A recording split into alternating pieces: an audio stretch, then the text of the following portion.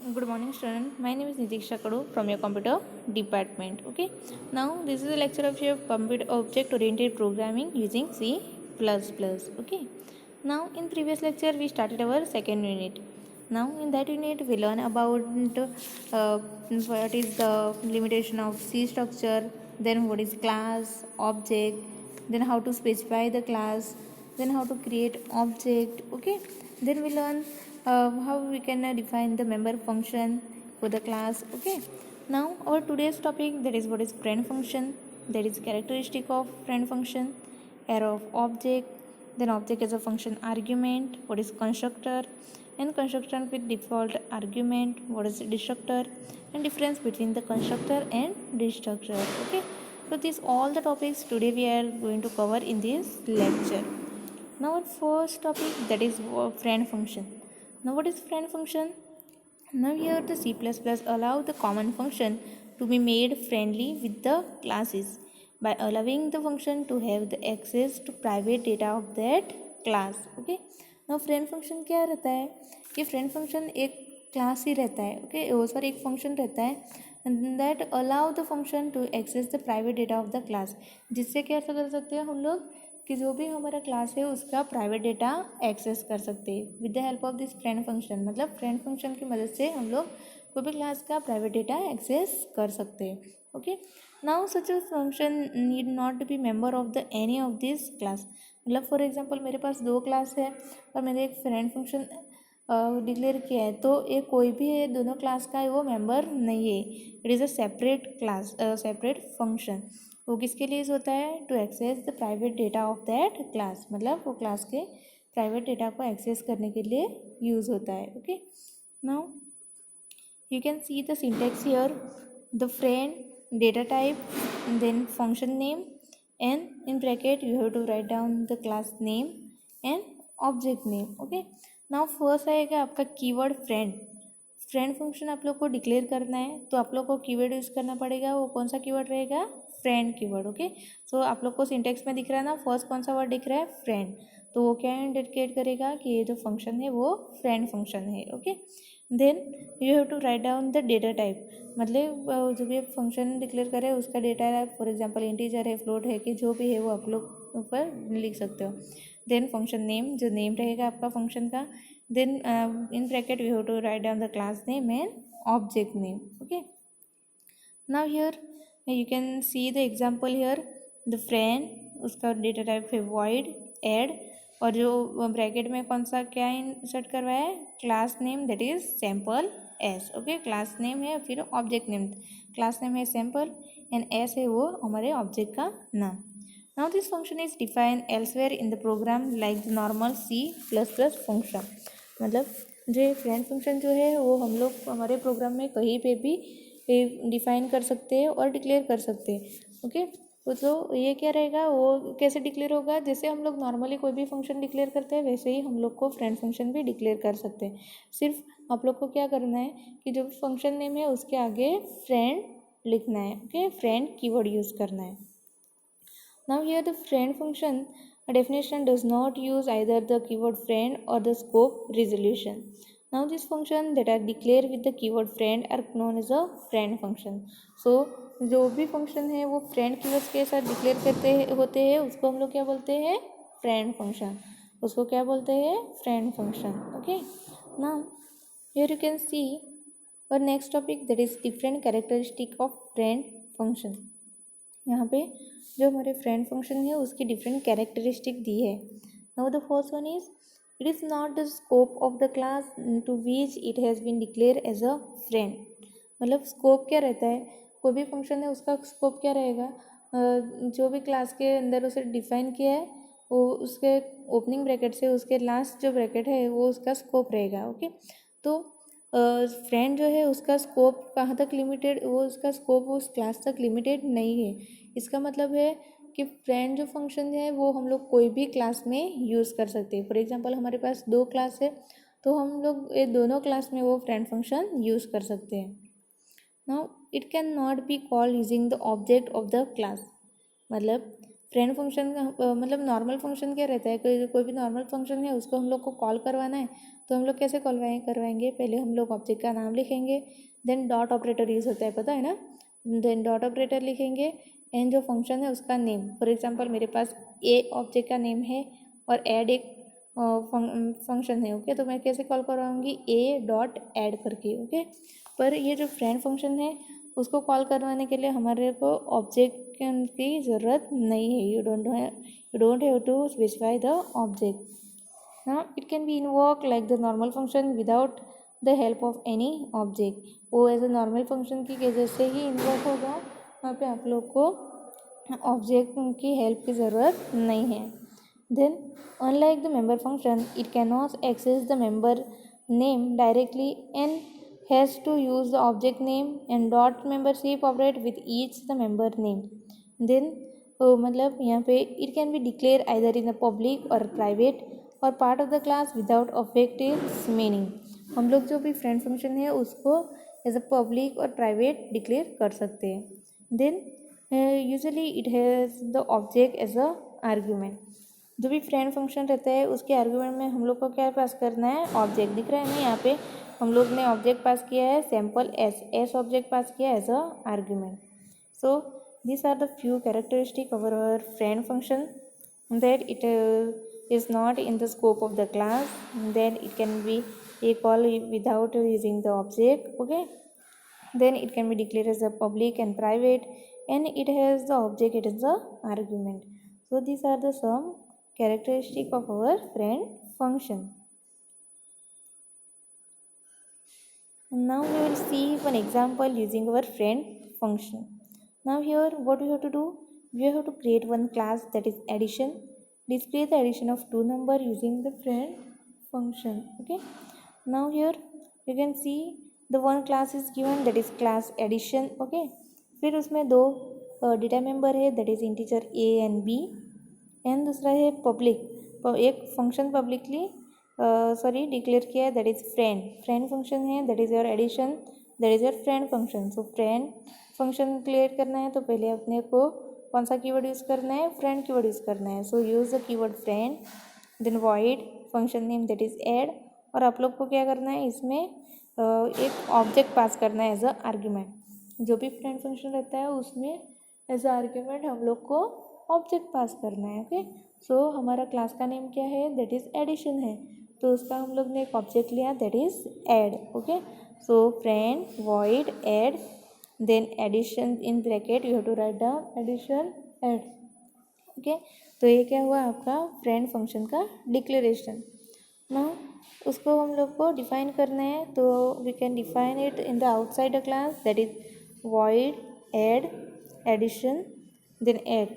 Here you have to take to value, so write down enter to numbers, then in मतलब user से आपको दो number है वो एंटर करवाने हैं, okay. Then you have to print that value of addition that is addition ad dot D plus ad dot B. Then in main function what you have to do, you have to take one object of class addition, so addition add clear screen, then add function को call करवाना है. तो यहाँ पे देखो हम लोग friend function जो रहता है उसको कॉल करवाने के अगले आप लोग को ऑब्जेक्ट नेम की ज़रूरत नहीं पड़ती, मतलब ऑब्जेक्ट की हेल्प लेने की नहीं पड़ती. नॉर्मल फंक्शन होगा तो हम लोग कैसे लिखेंगे, ए डॉट ऐड करके, ओके. पर ये जो फंक्शन है हमारा फ्रेंड फंक्शन, तो उसको हम लोग डायरेक्टली लिखेंगे. कैसे लिखेंगे, add, then in bracket you have to give the argument as object, so write down add, okay.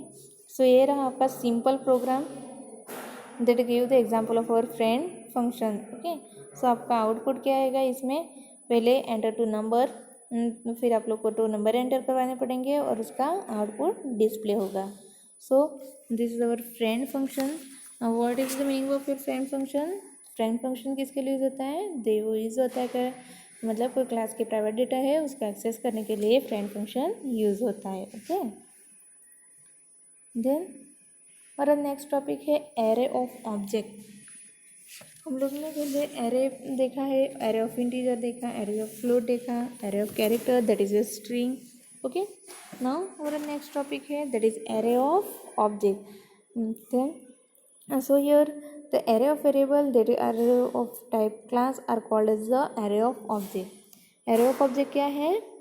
The array of character array of variable that is of class. मतलब class के जो array बनते हैं object के array बोलते हैं, that is called as the array of object. Now you can see the syntax here. There is first you have to write down the class name. मतलब जिस भी क्लास के ऑब्जेक्ट आपको क्रिएट एरे बना object का array बनाना है उसका क्लास का नेम लिखो पहले. So write down class name here.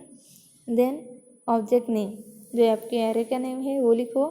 Then size कितने साइज़ के आपको वो और कितने एलिमेंट चाहिए आपको वो उसमें आपको साइज स्पेसिफाई करना है. ओके. सो यहाँ पे देखो एग्जांपल आपका क्लास है for example employ. So EMP. Then object name that is N size उसका है 10. तो कितने ऑब्जेक्ट क्रिएट करेंगे? 10 ऑब्जेक्ट क्रिएट करेगा. जितने भी आप लोग ने साइज़ वहाँ पे मेंशन किए हैं उतने ही ऑब्जेक्ट आपके लिए वो क्रिएट करेगा. Okay.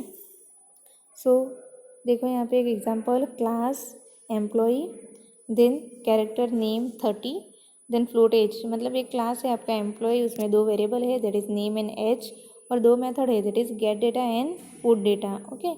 So here the identifier employee is a user defined data type and can be used to create the object that is relate to the different categories of employee. तो देखो यहाँ पे आपका array अलग अलग बन गया है. यहाँ पे एम्प्लॉय मैनेजर है, एम्प्लॉय फोरमैन है, एम्प्लॉय वर्कर है. Okay. So so in this way you can create the array of object. Object का एरे बनाना है तो सिंपली आप लोग को क्या लिखना है? सिंपल लिखो, क्लास नेम लिखो, एरे का नाम लिखो. जैसे हमारा नॉर्मल एरे जैसे हम लोग क्रिएट करते हैं वैसे ही बनाना है. सिर्फ इंटीजर का एरे बनाते हैं तो आप लोग डेटा टाइप लिखते हो इंटीजर. कैरेक्टर का बनाते तो कैरेक्टर और फ्लोट का बनाते हैं तो फ्लोट. सिमिलरली हम लोग को क्लास का बनाना है तो वहाँ पे सिंपली क्लास नेम लिख देंगे. ओके. जो भी क्लास है वो क्लास नेम हम लोग वहाँ पे लिख देंगे. Okay. So in this way you can create the array of object. Then यहाँ पे देखो an array of object is store inside a memory in a same way as a multi dimensional array. Array of object कैसे display होता है? वो कैसे display होता है? As a multi dimensional array. So in figure array of manager is represented as a manager का array है तो उसमें हम लोग ने क्या था हमारे क्लास में देखो यहाँ पे 2 वेरिएबल थी. एक तो नेम एंड एज. तो ये नेम एंड एज दोनों के लिए अलग अलग मेमोरी अलोकेट होगी. सिमिलरली दूसरे मैनेजर है तो उसके लिए दूसरा नेम एंड एज तो अलग अलग के लिए अलग अलग मेमोरी अलोकेट होगी. तो कैसे वर्क करेगा? As a multi dimensional array work करेगा. Okay. Now here note that only the scope for the item data of the object is created. The member function are store separately and it will be use by all the object. मतलब पहले भी हम लोग ने देखा कि हमारे पास 3 object है. ओके. तो तीनों के लिए मेंबर फंक्शन के लिए स्पेस अलग अलग रहेगी पर जो फंक्शन है वो एक ही क्रिएट होगा. ओके. और तीनों ऑब्जेक्ट को एक फंक्शन को यूज़ कर सकते हैं. Now we will see the one example here. Here you have to declare a class that is student having the data member, roll number and name accept and display the data for 3 object. हम लोग को क्या करना है? एक तो data member लेना है, रोल नंबर एंड नेम. फिर हम लोग को 3 ऑब्जेक्ट क्रिएट करना है और उसका डेटा को डिस्प्ले करवाना है. ओके. सो यहाँ पर देखो हम लोग ने फर्स्ट एक क्लास क्रिएट किया दैट इज़ स्टूडेंट. उसमें कौन कौन से आप लोग के पास डेटा मेंबर हो गए? एक तो उसके रोल नंबर है तो integer roll number. Then character name. Okay. और 2 फंक्शन लिए हमने गेट एंड पुट. गेट जो यूज़र के डेटा को रीड करने के लिए एंड पुट वो डिस्प्ले कराने के लिए. ओके.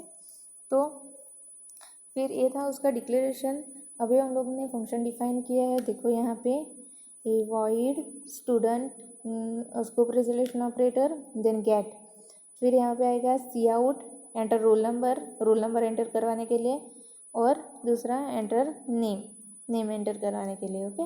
देन आप लोग को प्रिंट करना है वो डेटा. तो वॉइड स्टूडेंट ये जो डबल कॉमा दिख रहा है आपको सॉरी कॉलन दिख रहा है that is our scope resolution operator. Okay.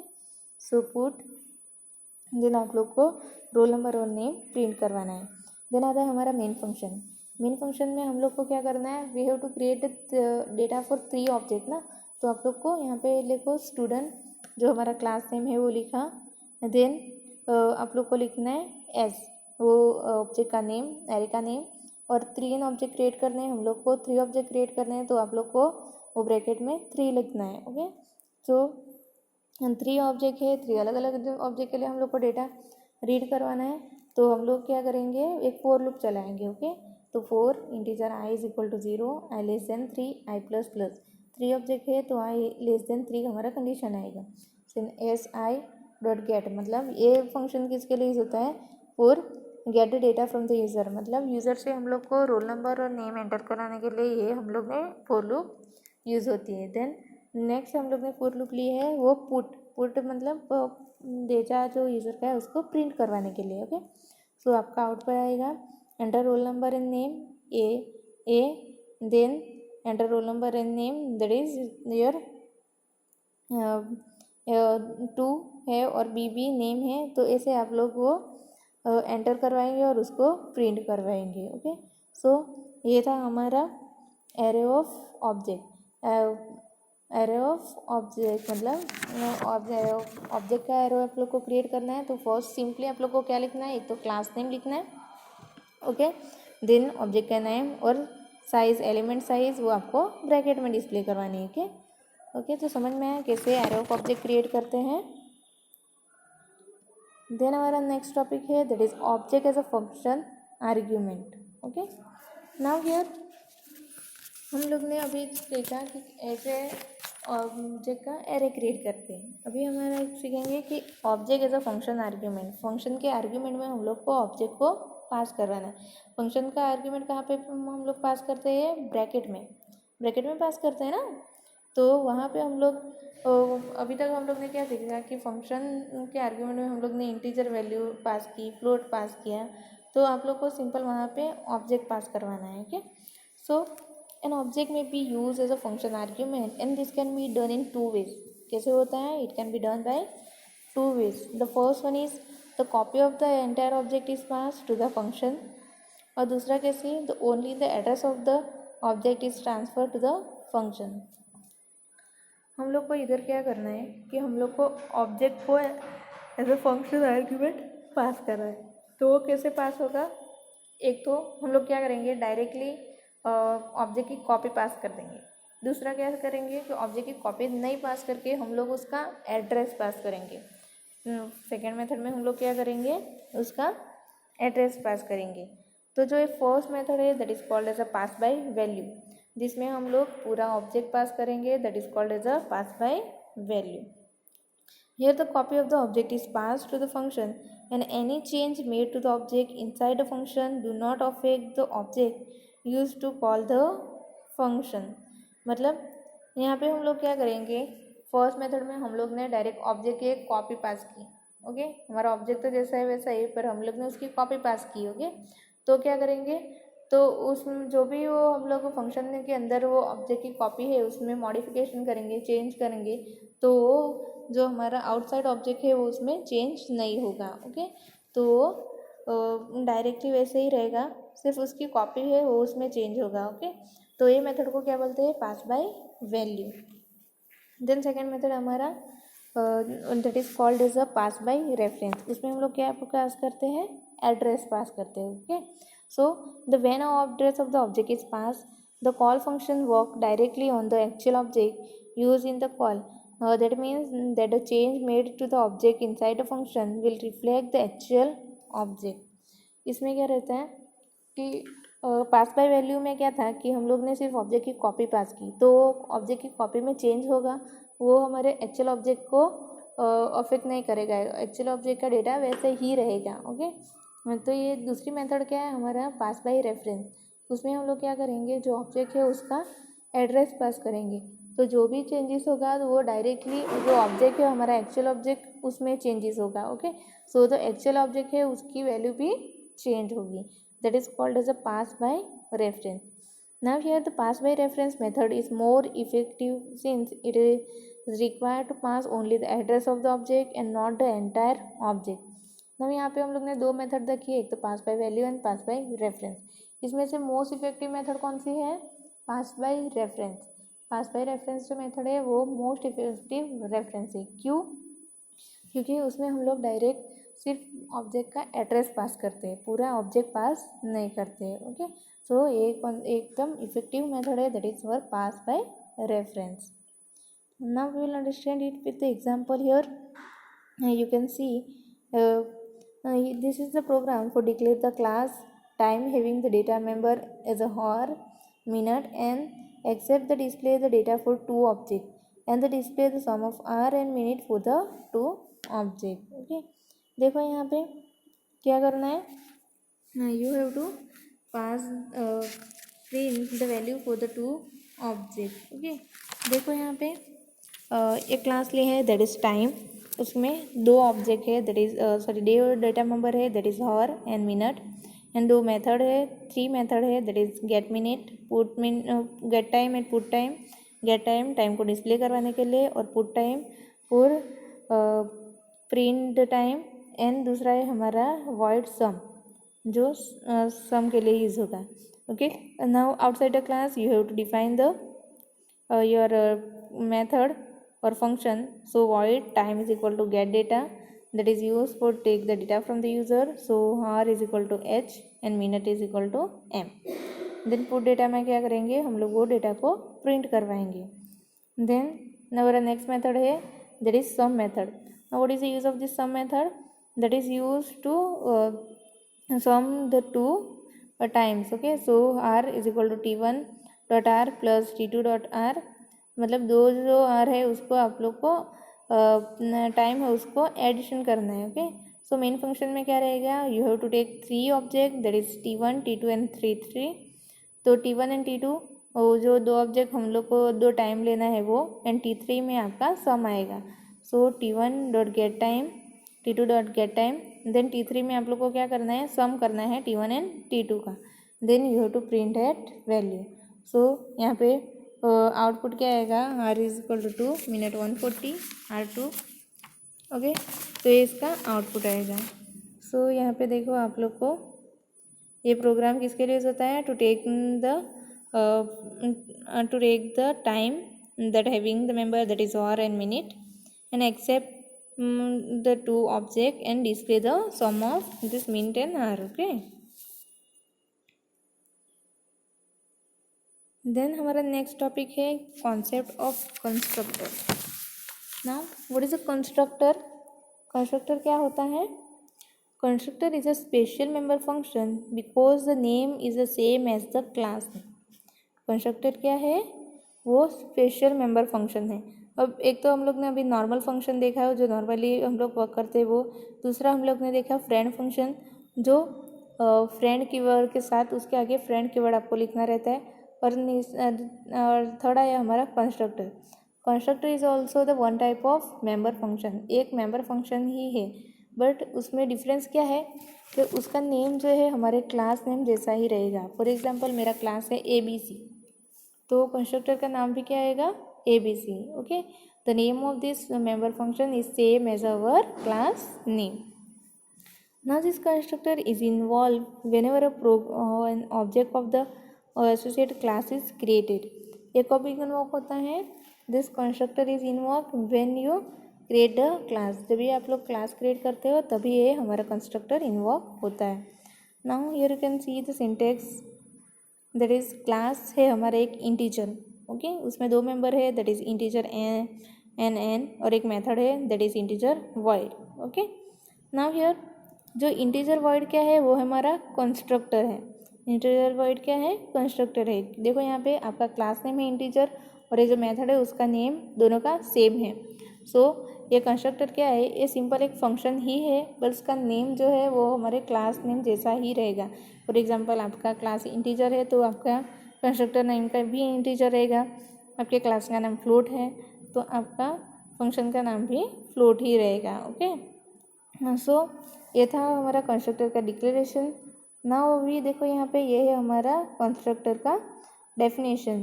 That is integer, then scope resolution operator, then integer and void. यहाँ पे आप लोग को लिखना है दो फंक्शन है उसको इनिशियलाइज करना है. So m is equal to 0 and n is equal to 0. Okay, so here ये है हमारा constructor. Here it is not the only the create the object integer, of the type but the integer initialize the data member m and n to 0। देखो यहाँ पे एक object लिया है integer n1। वो क्या होगा, वो जब भी हम लोग ऑब्जेक्ट क्रिएट करेंगे तो वो कंस्ट्रक्टर कॉल करेगा, तो क्या करेगा, जो हमारे जो वेरिएबल है m एंड n उसको ज़ीरो इनिशियलाइज़ कराया। दिख रहा है ना आपको, m एंड n जो है उसको ज़ीरो इनिशियलाइज़ किया। तो जब भी हम लोग कोई भी कंस्ट्रक्टर क्रिएट करेंगे और कोई भी ऑब्जेक्ट क्रिएट करेंगे तो हमारा कंस्ट्रक्टर जो है वो कॉल हो जाएगा। मतलब मैंने कोई भी फॉर एग्जांपल अभी एक ऑब्जेक्ट क्रिएट किया है, ऑब्जेक्ट तो इंटीजर का ऑब्जेक्ट है, तो इंटीजर int1 आपको दिख रहा है ना यहाँ पे। तो हम लोग ने जब भी ऑब्जेक्ट क्रिएट किया तब हमारा कंस्ट्रक्टर जो है वो कॉल होगा, और वो कॉल करके क्या करेगा, वो जो m एंड n की वैल्यू है वो इनिशियली ज़ीरो कर देगा। ओके, सो ये हमारा कंस्ट्रक्टर बेसिकली होता क्या है, constructor that is the simple member function है, उसका जो नेम है वो सेम है as our constructor. Now what is the type of constructor? There are mainly two types of constructor, that is default constructor and parameterized constructor।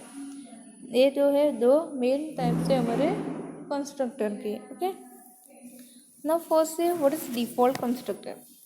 Default constructor क्या रहता है, the constructor that accept no parameter it is called as a default constructor.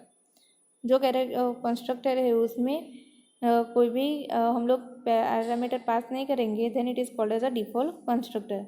Now the default constructor for class A is कैसे उसको declare करेंगे, सिर्फ आप लोग को ए लिखना है, देन आपको स्कोप रिजोल्यूशन ऑपरेटर लिखना है और कंस्ट्रक्टर का नेम लिखना है। Okay, so if no such a constructor is defined then the complies supply a default constructor, therefore the statement such a is a।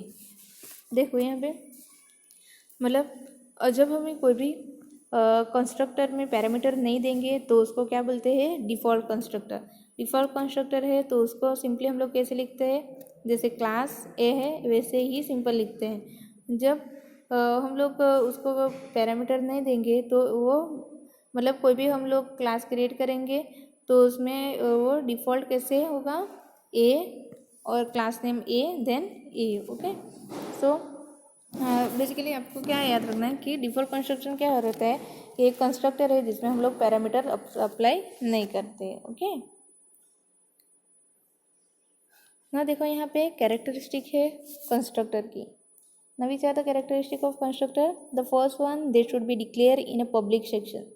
जब भी आप लोग कंस्ट्रक्टर डिक्लेयर करेंगे तो आप लोग को कहाँ डिक्लेयर करना है, इन अ पब्लिक सेक्शन। दिख रहा है आपको यहाँ पे, देखो यहाँ पे एक कंस्ट्रक्टर आप लोग ने डिफाइन किया। ओके, वो कहाँ पे डिक्लेयर किया है, इन अ पब्लिक सेक्शन में। Okay, so your constructor that is always define in a public section, then they are invoked automatically when the object is created। okay, second हमारा कैरेक्टरिस्टिक क्या है, they are invoked automatically when the object is created।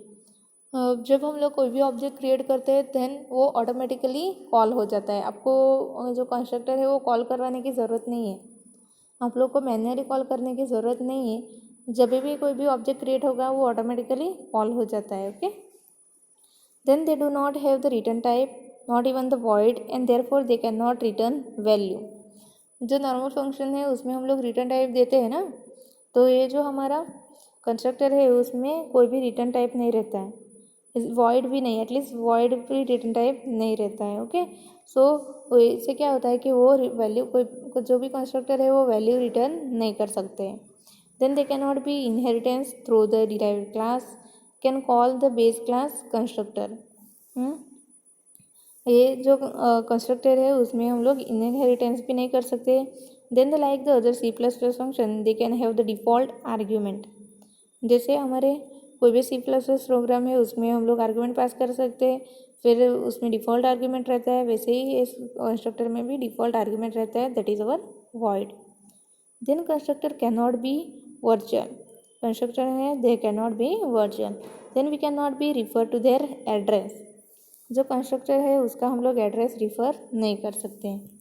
Then the object with the constructor can not be use as a member of union. The next one है they make the implicit call to the operator, the new and the delete when memory location is required. Okay, so these are the few characteristic of our constructor. Okay, they cannot be declared they can be declared in public section, they can automatically call, then they do not return value. Okay, so these are the main some characteristic of our constructor. So constructor is just the special member whose name is same as the class. Then next है हमारा, ये था हम लोग ने first देखा default constructor, उसमें क्या था कि उसमें पैरामीटर पास नहीं होते हैं. ओके, देन दूसरा है हमारा पैरामीटराइज कंस्ट्रक्टर. इसका मीनिंग ये है कि उसमें हम लोग को आर्ग्यूमेंट पास करना है. So it is possible to pass argument to the constructor function and typically this argument help to initialize the object when it is created. Okay, so जो कंस्ट्रक्टर है उसमें हम लोग आर्ग्यूमेंट पास कर सकते हैं और वो किसके लिए यूज़ होता है, टू इनिशियलाइज अवर वेरिएबल. जो भी वेरिएबल है उसको इनिशियलाइज करना है, then we can pass the argument in the constructor. Now to create a parameterize constructor, simply add the parameter to the constructor function as a way to do with normal function. देखो कैसे हम लोग constructor में parameter pass करते हैं, जैसे हमारे normal function में हम लोग पास करते हैं ना. फॉर एग्जांपल मेरे को हमारा फंक्शन है वाइड ऐड, उसमें मुझे 2 नंबर को ऐड करना है, तो मैं ब्रैकेट में 2 आर्ग्यूमेंट पास करूँगी, that is integer A, integer B. Okay, similarly वैसे ही हमारे पैरामीटराइज कंस्ट्रक्टर में हम लोग आर्ग्यूमेंट पास कर सकते हैं. Okay, now when you define the constructor body, use the parameter to initialize object. मतलब जो आर्ग्यूमेंट हम लोग ने पास किए हैं वो हम लोग किसके लिए यूज़ करेंगे, ऑब्जेक्ट को इनिशियलाइज करने के लिए. Okay, now the constructor that can be take the argument are called as a parameterize constructor. तो एक हम लोग ने देखा था डिफ़ॉल्ट कंस्ट्रक्टर. डिफ़ॉल्ट कंस्ट्रक्टर में क्या था, हम लोग आर्ग्यूमेंट पास नहीं कर सकते. ओके, सो जो कंस्ट्रक्टर आर्ग्यूमेंट पास करता है, take the argument, that is called as a parameterize constructor. Parameterize constructor क्या है, जो आर्ग्यूमेंट एक्सेप्ट करता है. फॉर एग्जांपल देखो यहाँ पे एक क्लास है student. Okay, so class student, integer roll number, उसमें 2 मेंबर है, data member, that is roll number and percentage. Then public में हम लोग ने एक कंस्ट्रक्टर पास किया है, दैट इज़ पैरामीटराइज कंस्ट्रक्टर. उसको पैरामीटराइज क्यों बोलते हैं, क्योंकि हम लोग ने उसमें आर्ग्यूमेंट पास किया है. So student integer R, integer P. Okay, so यहाँ पे आप लोग को क्या करना है, उसको डिफाइन करना है. So student integer R, integer P. तो आप लोग क्या करेंगे, जो वैल्यू है उसको इनिशियलाइज कर देंगे. ओके, सो ये है हमारा पैरामीटराइज कंस्ट्रक्टर. नाउ यहाँ पे देखो कि जो पैरामीटराइज कंस्ट्रक्टर रहता है, we must pass the initial value of as argument to constructor function when object is declared. This can be done in 2 ways.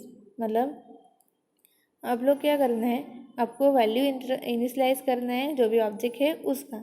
तो वो कैसे परफॉर्म होता है, by 2 ways, by calling the constructor explicitly और by calling the constructor implicitly. Okay, explicitly का meaning क्या रहता है कि आप लोग को वहाँ पे डिफाइन करना है. देखो student S is equal to student 275, मतलब हम लोग प्रॉपरली पहले लिखेंगे स्टूडेंट एक्स, मतलब स्टूडेंट एस जो ऑब्जेक्ट का नेम है, देन फिर से लिखेंगे स्टूडेंट और वहाँ पे जो भी वैल्यू है वो इनिशियलाइज करना है वो लिखेंगे. अदरवाइज आप लोग को डायरेक्टली वो पीछे का फिर से इक्वल और स्टूडेंट लिखने की ज़रूरत नहीं है. You have to directly write down there student S 275. Okay, so this method called the short hand method. जो इम्प्लिसिट मेथड है उसको क्या बोलते हैं, short hand method. It is use very often as it is the shorter, look better and it is easy to implement. देखो यहाँ पर value को इनिशियलाइज करना है तो हम लोग 2 वे से कर सकते हैं, एक तो explicit and implicitly.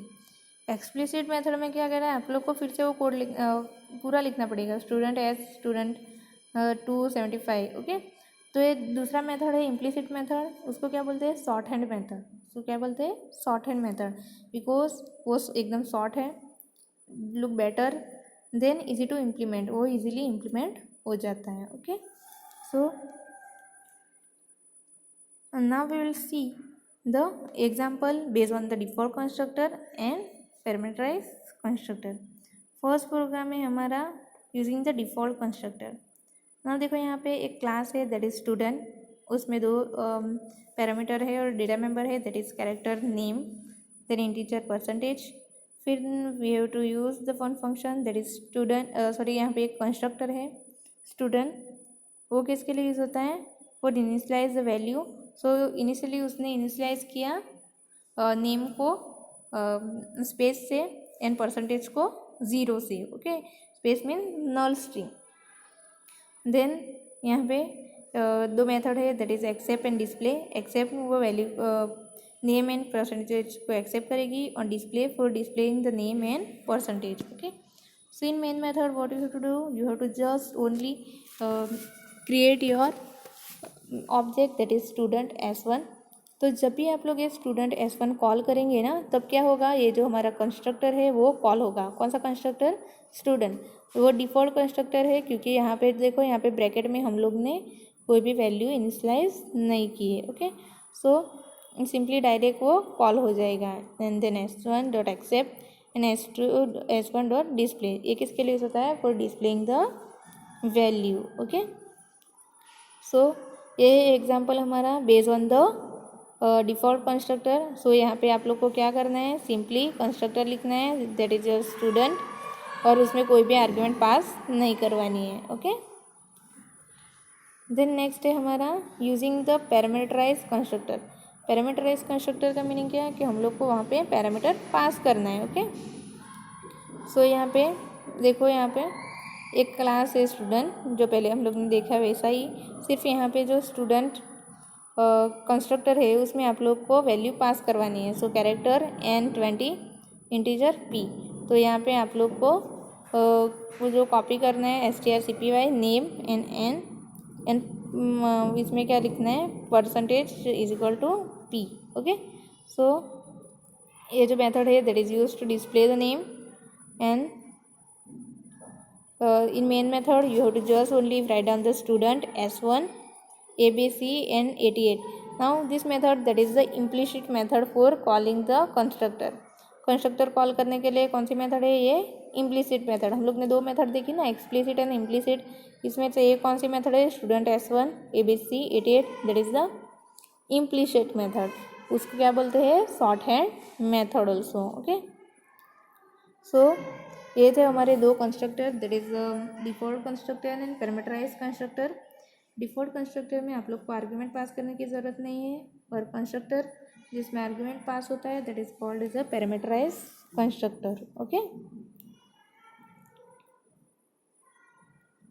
Then next topic है हमारा constructor with default argument. Okay, now here ये क्या रहता है? For example the constructor student can be declared as a student integer m float percentage is equal to 80. now here the default value of the argument percentage is 80. 80 का default value क्या रहेगा? 80. then the student S2 जब हम लोग create करेंगे तो assign the value 2 to the roll number and 80 to the percentage by default, क्योंकि हम लोग ने कंस्ट्रक्टर में डायरेक्टली वहाँ पे 80 डिक्लेयर कर दिया है. ओके, देन यहाँ पे क्या होगा कि जब आप लोग असाइन करेंगे value 3 to roll number and 75 to percentage, then the actual parameter override default value.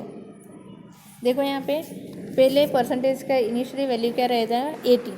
Okay, फिर हम लोग ने एक दूसरा क्रिएट किया ऑब्जेक्ट और उसको हम लोग ने परसेंटेज क्या डिफाइन किया? 75. तो जो है 75 जो है, तो 80 जो डिफ़ॉल्ट वैल्यू थी उसको ओवरराइड कर देगा. उसको क्या करेगा? ओवरराइड कर देगा. Okay, so it is important to distinguish between the default constructor. So you have to use there the student, then scope resolution operator student and the default argument constructor that is student and the student percentage is equal to 81. okay, so here the default constructor argument constructor can be called either one argument or no argument. Then when it called to no argument, it becomes the default constructor.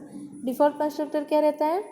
The default argument constructor can be call, मतलब कोई भी constructor है उसको हम लोग argument के साथ पास कर सकते हैं और विदाउट आर्ग्यूमेंट भी। ओके ना, जब हम लोग उसमें आर्ग्यूमेंट स्पेसिफाई नहीं करेंगे तो उसको क्या बोलते हैं? Default constructor. ओके ना, ये था हमारा constructor with default argument. Default argument मतलब यहाँ पे जो यहाँ पे क्या था कि जो डिफ़ॉल्ट आर्ग्यूमेंट वो हम लोग पहली पास की थी 80, तो दूसरी बार हम लोग जब ऑब्जेक्ट क्रिएट करेंगे तो उसका ओवरराइड कर देगा। ओके, द नेक्स्ट है हमारा व्हाट इज डिस्ट्रक्टर। कंस्ट्रक्टर हम लोग ने पढ़ा, अभी है हमारा नेक्स्ट है डिस्ट्रक्टर।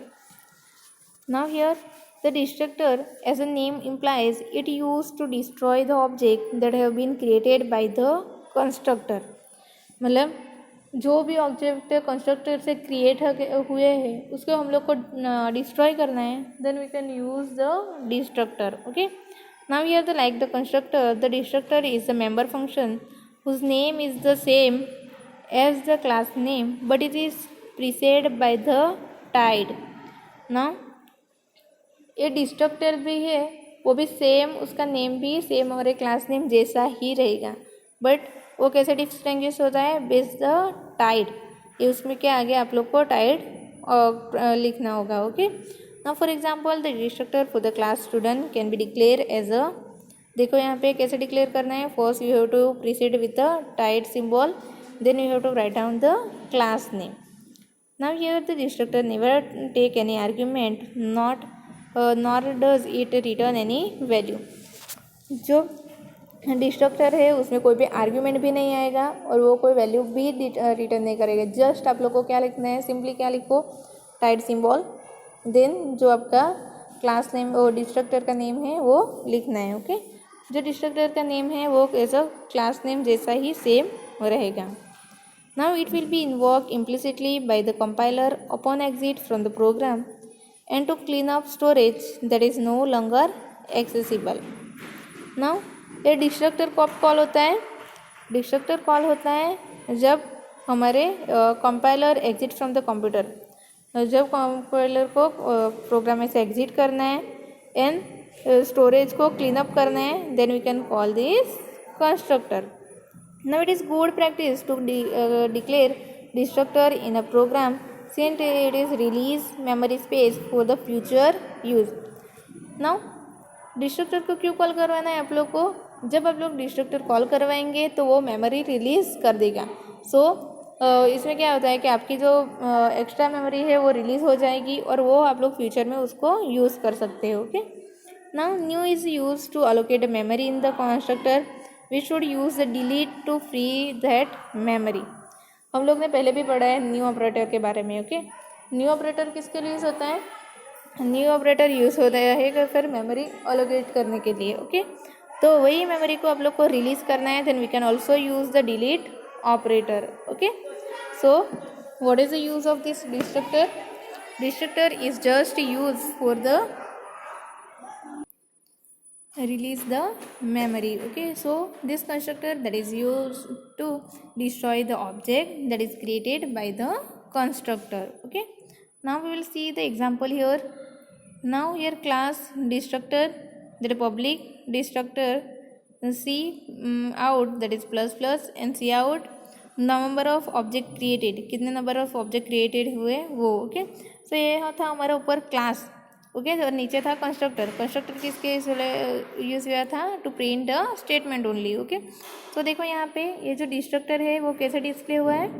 वो उसको डिक्लेयर करने के लिए जस्ट आपको क्या करना है? आगे टाइड सिंबल लिखना है। कौन सा सिंबल लिखना है? टाइड वाला सिंबल लिखना है। ओके, देन लिखो class name that is destructor and cout in number of object destroy, फिर आप लोग को वो माइनस करते जाना है। सो मेन मेथड में आप लोग को क्या लिखना है? Simply you have to write down constructor जो हमारा क्लास का नेम है। तो हम लोग ने यहाँ पे दो ऑब्जेक्ट क्रिएट किए D1 एंड D2, तो दो ऑब्जेक्ट क्रिएट किए हैं, तो यहाँ पे क्या होगा? ये कंस्ट्रक्टर है वो 2 टाइम्स कॉल होगा। ओके, सो यहाँ पे देखो number of object created that is D1 and number of object created that is D2 ये होगा फर्स्ट टाइम एग्जीक्यूशन में. Okay, then number of object destroy that is D2 and number of object destroy that is D1. ये हुआ आपका second time execution.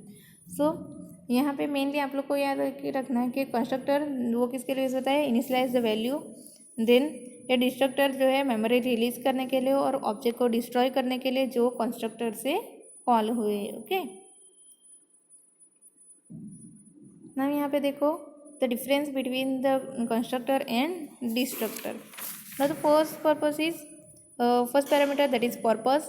Constructor is used to initialize the instant of the class, and destructor that is used to when the object when they are no longer needed. मतलब जो constructor का use होता है वो किसके लिए यूज़ होता है, इनिशियलाइज ऑब्जेक्ट की वैल्यू जो है उसको इनिशियलाइज करने के लिए यूज़ होता है. और डिस्ट्रक्टर क्या करता है, वो ऑब्जेक्ट को डिस्ट्रॉय करने के लिए. जब वो हमारा ऑब्जेक्ट यूज़ में नहीं है उसको हम लोग को डिस्ट्रॉय करना है, then we can use our destructor. Then when call, constructor is call when new instant of the class is created.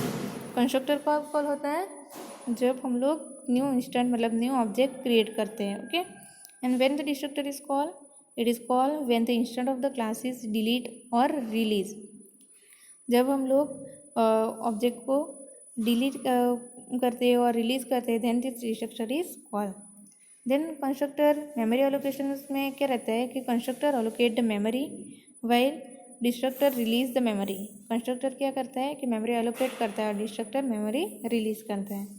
Then argument, in constructor we can pass the argument, but in destructor we cannot pass any argument. Okay, it does not have any argument.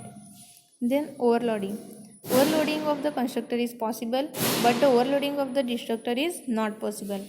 जो constructor है उसका overloading possible है और जो destructor है उसका overloading possible नहीं है. Then name, constructor has the same name as a class name. Constructor का जो नेम रहेगा वो class name as a same रहेगा, बट जो डिस्ट्रक्टर है उसका भी क्लास नेम जैसा ही रहेगा. सिर्फ आपको क्या करना है, आगे वो टाइड का सिंबल लिखना है. ओके, अब इस आगे क्या लिखना है, टाइड ऑपरेटर. देन सिंटैक्स क्या है, कंस्ट्रक्टर का सिंटैक्स है class name, then argument and body of the constructor.